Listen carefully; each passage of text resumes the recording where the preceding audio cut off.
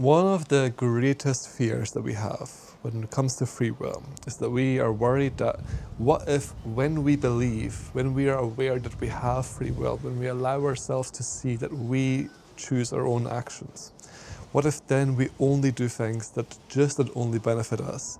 What if we become really selfish and kind of become far removed from everybody else? And we really don't want that. We don't want to be alone, an island in the ocean. We don't want to have everybody hate us. We don't want to, end up like that. Here's the situation. Here's a question for you. Would that be good for you?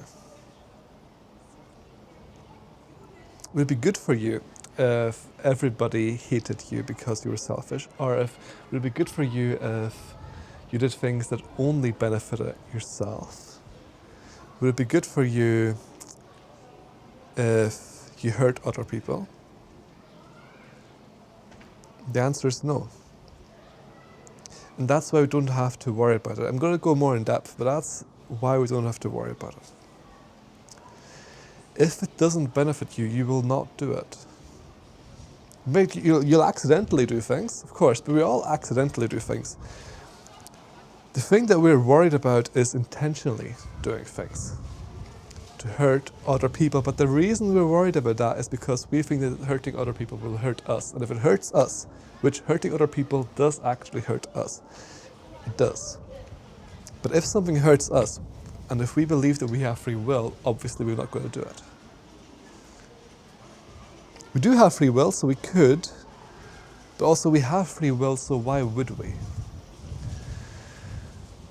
And also that goes into your point of view in general. Like, the more you go through life, the more you'll realize that actually it benefits you to do things that benefit other people. That actually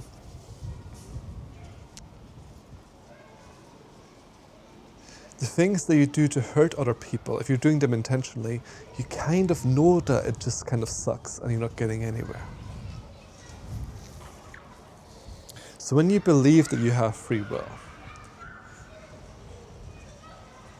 you do not have to worry about doing things that will hurt you.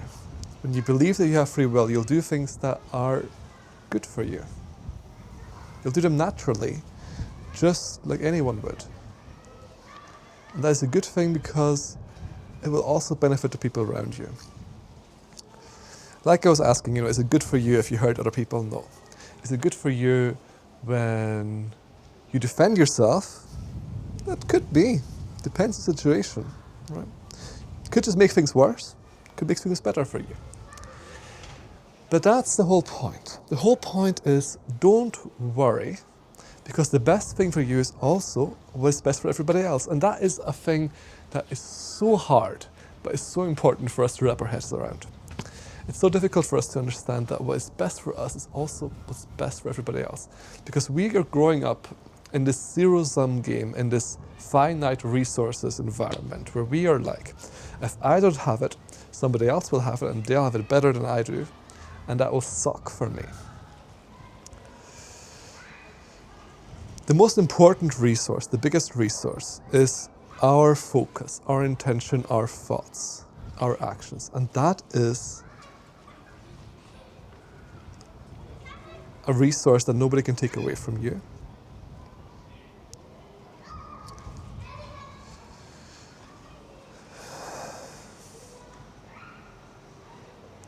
And that is a resource that for us is limitless.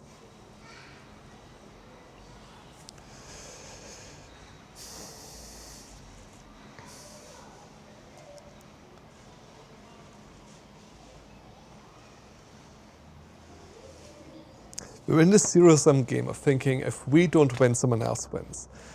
And if someone else wins, then we are losing. Of course it's going to suck. That's a shitty philosophy. And in that kind of philosophy, maybe it would benefit you to hurt other people because hurting other people is good for you. But that's where you already see the flaw, because it doesn't actually work. It doesn't actually apply to our reality. Because if you actually hurt other people, it's not like they start to lose and you start to win. It's just that they start to lose and you lose a little bit more as well. You lose a part of them. For us, what really matters, what really works well for us to see that if I'm going to really do something that really benefits me, it's going to really benefit everyone around me too. And perhaps the biggest worry for us in this situation is whether or not other people can see that.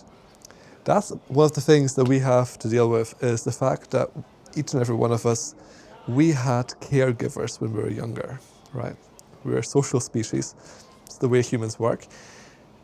And they might have believed that if you do what is actually good for you, that it's bad for them. They might have believed that it's a zero-sum game and they need to win over you or whatever.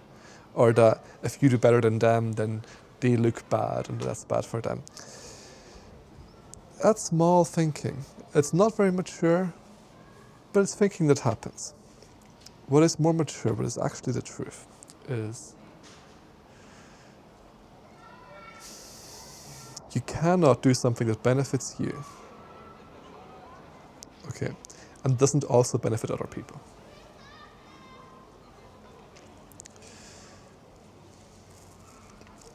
If you imagine yourself in an ideal state, I don't know if there is such a thing, but if you imagine yourself in a state where you feel like you're doing better than you're doing right now, well, how do you feel? I'm just imagining maybe happier, smiling a little bit more, maybe a little less easy to trigger, maybe a bit more calm and rooted, right?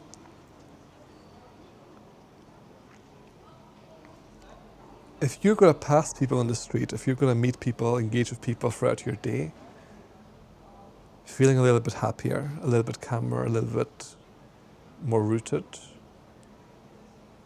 it's going to benefit those people. And it's not only emotionally.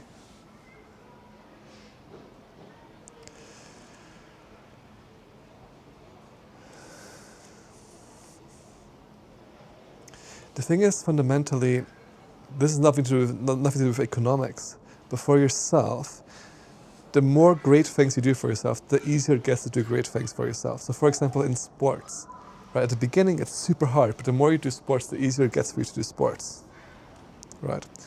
And it's the same with other things. The easier, let's just stick with sports actually.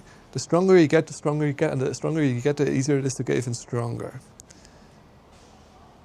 The stronger you get, the easier it is for you to also help other people. Right? It doesn't necessarily benefit you if everybody around you is poorer than you. But it will probably benefit you if there are people around you who have a lot more money than you do, because then they are much more able to give you money to help you out.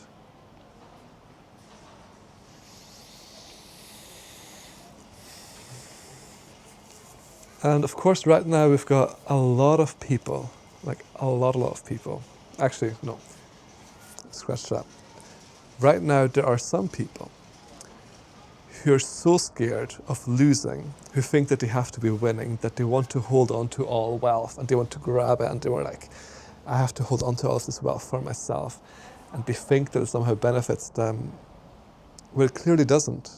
And we can see that it doesn't benefit them because they're lonely. Right? And their life sucks, it's really stressful, even though they're not actually doing anything. What would actually benefit them is maybe some emotional connection, some closeness. We can see that, and that is true for them. And when they realize that they have free will, they'll probably realize as well eventually that what they actually need is closeness. Emotional closeness, connection, to de-stress, relax. And they'll realize that it might actually really benefit them to give some of their wealth to other people, to share it, to feel like you're part of a community, to feel like you're not fighting against everyone. Free will We do not have to worry about free will leading us to do things that are bad for other people, because doing things that are bad for other people is bad for us. And the biggest thing that we actually should really be working on is this misconception that if I hurt myself, it's good for other people. And it's a misconception that if I benefit myself, that it will also somehow not benefit other people. If I do something that actually benefits me, it benefits everyone around me, and it makes me more able to benefit the people around me.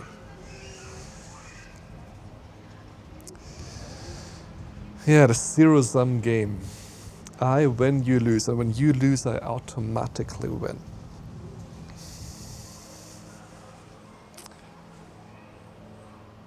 If you think about just the human race being a fucking species, like a species on this planet,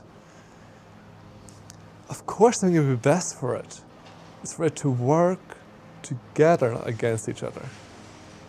To not try to get other people to lose, but try to get other people to succeed just as well as they succeed. And if the whole human race was effective and productive and functioning, we would all benefit each other. And imagine if the human race was actually so full of beneficial potential that it could benefit other races on this planet. Maybe even the whole planet. Maybe even nature. The environment. Because right now, actually, we're such a huge failure that we can kind of just in distress, the human race, and we cannot benefit ourselves because we feel like it's impossible, and therefore we also cannot benefit the beings around us, the environment in which we live in, the nature around us. And that's kind of sad.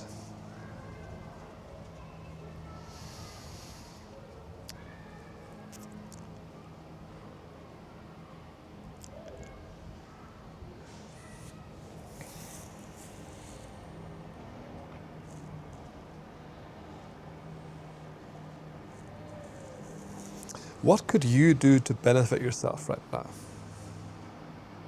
I don't know, maybe relax, chill out, maybe say no to something. That's one of the things that we struggle with, right? Maybe it's be honest to someone or directly ask for something. You know, that's one of the things as well. We love to avoid directly asking for things.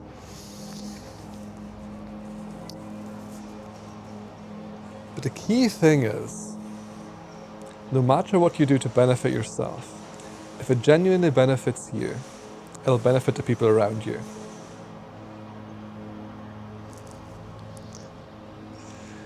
One last analogy. If you are surrounded by idiots, right, and the thing to benefit you is to leave that group of idiots, then the you leaving that group of idiots is also benefiting that group of idiots, even if they don't realize that yet. And actually, you'll encounter that a lot in your life. If you're going through believing more in your free will, therefore automatically doing things that are good for you, you'll encounter people who will think that what you're doing doesn't benefit them even though it does. You'll trigger people, and them being triggered is a good thing because it reminds them of their free will. But that's okay.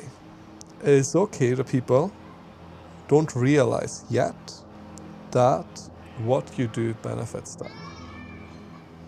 And it's the same thing in this example where if you leave a group of idiots, it benefits them because it forces them to confront reality a little bit more. It forces them to see that they too have free will. They do not actually have to do what they've been stuck thinking that they have to do all their lives. Every little bit of freedom, every little bit of free will is injected into our society, helps us to grow. Even if, and actually so often, the best things that happen to us feel like a fucking blow to the head in the moment. And then afterwards, you'll be like, thank fuck that that happened to me, because now everything is better for it. Sometimes the biggest lesson that we need is for everything to collapse around us and to start back up again. It's not a failure, it's a new beginning.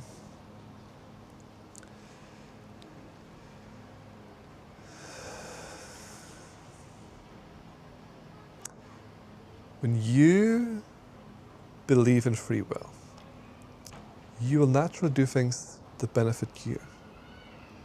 But lo and behold, there's a little secret in that, which is things that benefit you benefit the people around you too, which makes it just the more beautiful. In fact, when you believe in free will, you'll encounter people who will just like want to love you and want to give you abundance or whatever it is that you need, even though all you're doing is whatever benefits you. But because it benefits them so much that you're doing things that benefits you, they'll want to give you something in exchange. It's beautiful. Do something good for everybody else. Do what's best for you. I'm Daniel Lee. Thanks for watching.